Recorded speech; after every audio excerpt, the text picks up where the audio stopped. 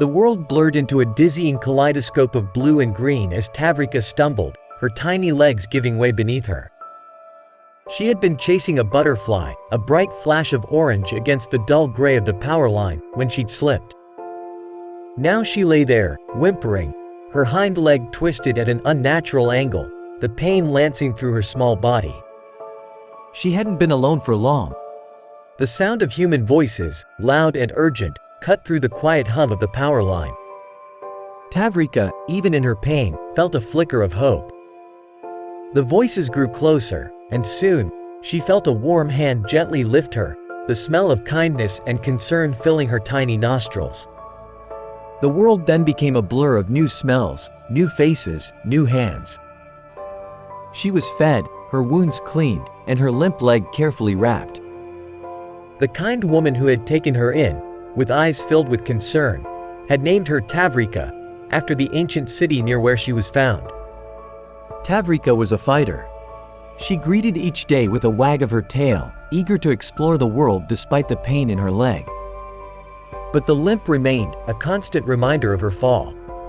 The vet visit was a whirlwind of beeps and bright lights. The X-ray showed a stark, white line across the bone, a fracture.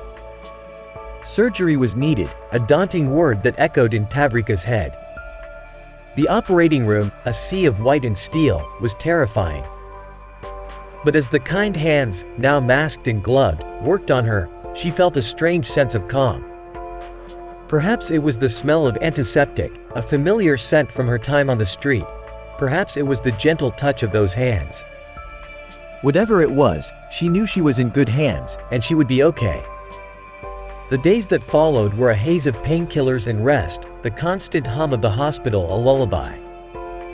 Slowly, the pain subsided, and she could feel the strength returning to her leg. One morning, the sun streamed through the window, warming the room.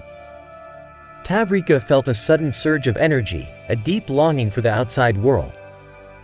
She sat up, carefully testing her leg. It wobbled slightly, but she could put weight on it. As she stood, unsteady but determined, a familiar voice entered the room. "Tavria, you're doing so well." The woman beamed, her eyes filled with relief. Tavria wagged her tail, a joyous bark escaping her throat. She had come a long way. She had been rescued, healed, and now, she was ready to go home. Her new home wasn't the familiar street she knew, nor the sterile room of the hospital. It was a small, cozy cottage filled with the scent of cinnamon and laughter. Two children, a boy and a girl, greeted her with open arms and bright smiles. Tavria, her heart brimming with love and gratitude, licked their hands. She knew, in that moment, that she had found her forever home.